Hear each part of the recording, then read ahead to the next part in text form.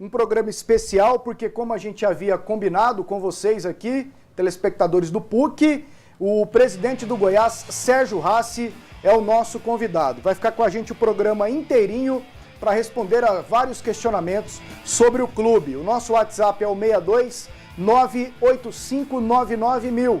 Também na edição de hoje falaremos da seleção brasileira, do Atlético e do Vila Nova. Estão aqui nos comentários o Jean Damas e o Doni Araújo. Boa noite, Doni. Boa noite, Pasqueto. Boa noite ao Jean, boa noite ao Dr. Sérgio, boa noite aos telespectadores da PUC TV Goiás. Eu não vou espichar muito o assunto não, para a gente poder apertar o Dr. Sérgio Hassi o máximo possível hoje aqui, porque a massa esmeraldina está curiosa sobre certos assuntos e nós também. Tudo bem, Jean? Tudo bem, Wendel? Boa noite abençoada para você de casa, Donizete, presidente Dr. Sérgio Hassi, a Monara também que acompanha o presidente aqui na assessoria do Goiás. Que vitória da seleção brasileira, hein? Foi ótimo. Tite em tão pouco tempo, já quebrando recorde, já consolidando seu nome como um grande treinador no futebol mundial. Que venham mais recordes e mais bom futebol aí pela frente. Presidente Sérgio Hassi, muito obrigado por ter aceito o nosso convite aqui da PUC. A ideia aqui em 1 hora é fazer 80 perguntas para o senhor. O senhor está preparado? Estou preparado para 79, mas vamos lá, a gente chega em 80. Boa noite a todos, a toda a galera esmeraldina. Estamos aqui para falar de frente a frente com vocês, sem fugir de nenhum questionamento. A gente vai tentar ser o mais objetivo possível para tentar fazer o maior número possível de perguntas para o senhor, porque são muitos assuntos no Goiás. Eu devo começar com essa pergunta. Eu quero ouvir da boca do senhor. Acho que o torcedor do Goiás também. O senhor vai renunciar? Não. Não renuncia. O senhor contornou os problemas com a família, a história da família pressioná-lo para sair do Goiás? Esse é um problema permanente, mas apesar do litígio, entre aspas, que eu estou tendo com a minha família, eu os fiz entender que eu não me sinto bem fugindo à luta. Se eu tivesse cometido alguma coisa grave contra o patrimônio do clube, uma gestão fraudulenta, ou alguma coisa que não me desse esse status de continuar como presidente, obviamente eu teria renunciado ou até sofrido impeachment, como já ocorreu algumas vezes. Mas eu vejo o Goiás numa situação financeira muito favorável. Nós erramos esse ano era para ser um ano de ouro na história do Goiás. Fizemos apostas que não deram certo e agora vamos tentar corrigir isso. Claro que somos todos seres humanos vulneráveis, frágeis, e tudo pode acontecer. Mas intencionalmente eu não penso em renunciar, isso é o perfil. Esquecendo lá dos resultados, o senhor se sente feliz no Goiás? Se pudesse voltar lá atrás, o senhor seria presidente novamente? Essa é uma pergunta difícil de responder. Eu confesso que quando assumi a presidência eu tinha um sonho. Tem alguém que fala isso, né? I had a dream. Mas o meu sonho acabou virando, em alguns momentos, um pesadelo. O do Martin Luther King também. Exato, acabou sendo a mesma coisa, com as devidas proporções. Lá, Então, às vezes é isso, a vida a gente entra por um sonho e acaba encontrando um pesadelo, mas eu acho que se você juntar forças, você pode conseguir fazer com que aquele pesadelo volte a ser um sonho. Porque o Goiás tem todas as condições para isso. Eu acho que os 2 primeiros anos da minha gestão foram muito mais difíceis, muito turbulentos, porque era impossível sonhar. Agora, para este ano, era possível sonhar, tínhamos condições de fazermos belas campanhas em todos os torneios que entramos, mas infelizmente isso não ocorreu. Nós sabemos já identificar o que deu errado e já estamos tomando as devidas providências para tentar corrigi-las. Posto que o senhor não vai renunciar, porque eu particularmente já sabia que não iria, falei aqui que eu não acreditava nessa renúncia, até porque não ouvi, surgiram boatos, mas eu não ouvi isso. Fala-se também muito aí na imprensa, que em geral tem também que reverberar as coisas que acontecem a respeito do relacionamento do senhor com o senhor Alê Pinheiro, presidente do Conselho. Algumas pessoas dão conta que haveria um certo desencontro. Como é que andam essas relações na verdade, doutor Sérgio? Nunca teve nenhum desencontro. O seu Ailê é uma pessoa muito franca. Se ele está insatisfeito com alguma coisa, ele demonstra isso. E eu também. Então, obviamente que de vez em quando nós temos alguns atritos, mas nunca saímos de uma reunião que não fôssemos abraçados um ao outro. Jamais, jamais. Seu Ailê está no Goiás há 54 anos. 54 anos.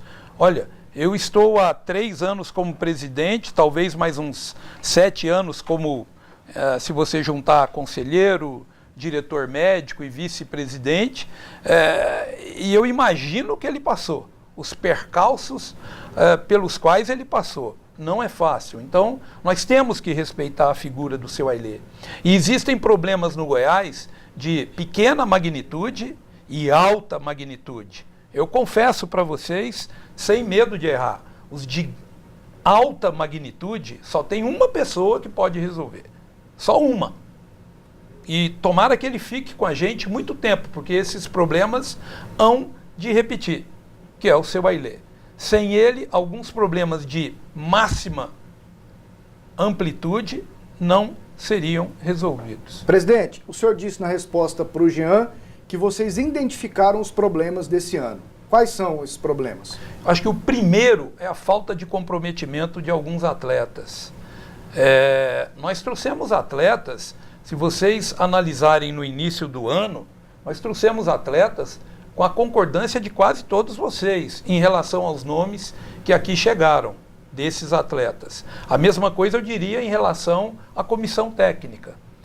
Eu até gostaria de saber de vocês quem que poderia apontar um de vocês da imprensa, da mídia esportiva, que não concordasse com o nome do Anderson e não concordasse com o nome do Ximenes, dentro do propósito que nós fizemos de profissionalizar a gestão de futebol no Goiás, acabando com aquelas coisas caseiras, né, ou improvisadas, por assim dizer. E não deu certo. Atletas que vieram cercados de um currículo bom, onde tínhamos muita expectativa em relação aos seus nomes, e, como se diz na gíria do futebol, não deu liga. Nós temos algumas impressões sobre isso, né? Vamos trazer agora atletas com vontade de vencer, que têm no currículo um currículo favorável de vencedores e que queiram galgar lugares, né, mais altos na sua profissão. Em determinado momento, aqui, sim. Jean, por favor, só para fazer uma pergunta também do telespectador, assim, tudo muito rápido.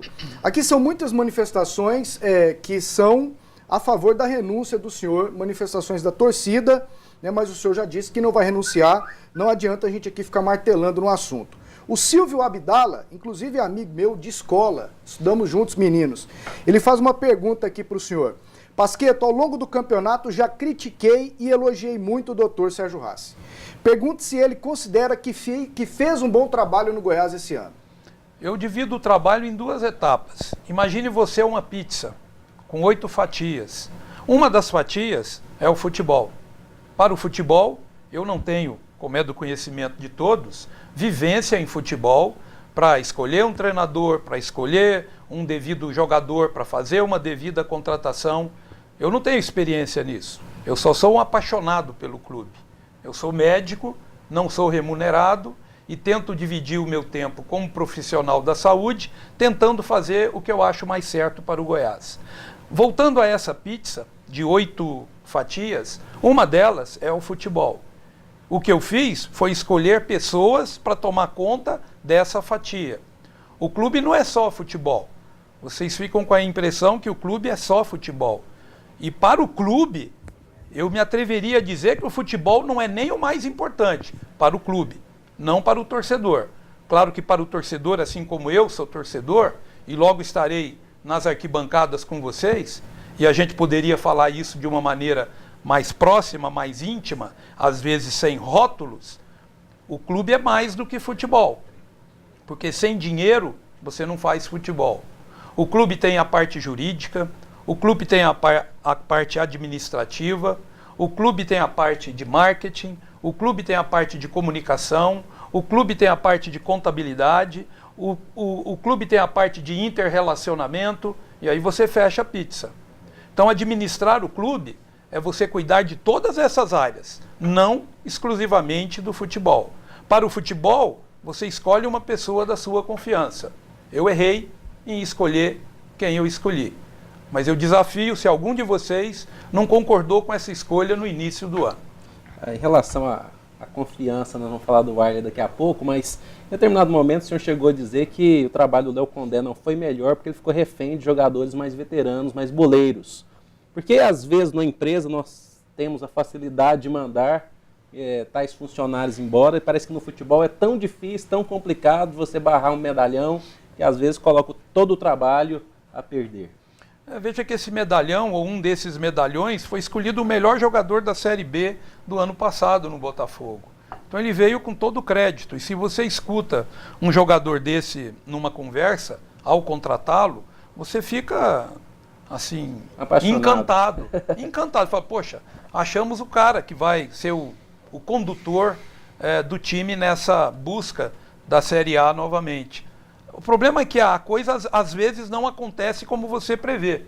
Então as coisas que você acha que vão caminhar de um jeito, por mais que você tenha tomado o devido cuidado para que elas corram bem, isso não acontece. Em relação ao Warley, é bom que se esclareça isso, porque muita gente acha que eu e o Warley não nos afinamos. Isso nunca foi verdade.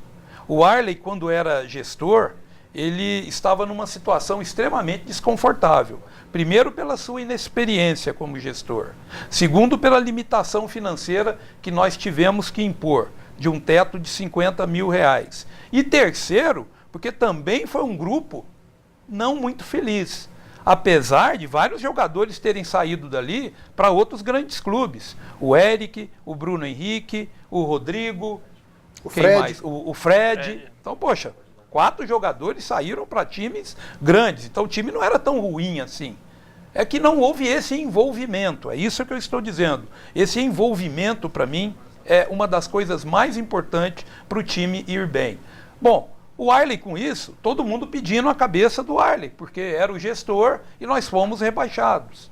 Eu tive uma conversa com o Warley e falei, Warley, eu não vou abrir mão dessa vez de trazer um treinador da minha preferência, esse direito eu tenho como presidente. E escolhi o Anderson. Ao mesmo tempo, escolhemos o gestor, basicamente eu e o Edminho, que escolhemos o Ximenes.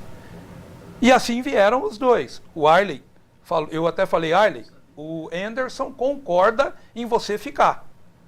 Mas quando fui falar para o Warley, ele de uma maneira muito honesta, muito coerente, falou, presidente, não vai dar certo, eu não quero atrapalhar o Goiás, eu prefiro sair. Falei, Warley, então seja meu vice-presidente. Quer dizer, se eu tenho disposição com alguém, eu não ia fazer esses convites. Ele falou, não, eu quero ser gestor de futebol. Falei, Warley, se você quiser ir para o Barcelona, pode perguntar isso para ele. Nós arrumamos um estágio para você no Barcelona. Aí você vem com um currículo mais enriquecido. Aproveita então esse tempo que você vai ficar fora do Goiás e se enriqueça em termos de currículo. E foi o que ele fez.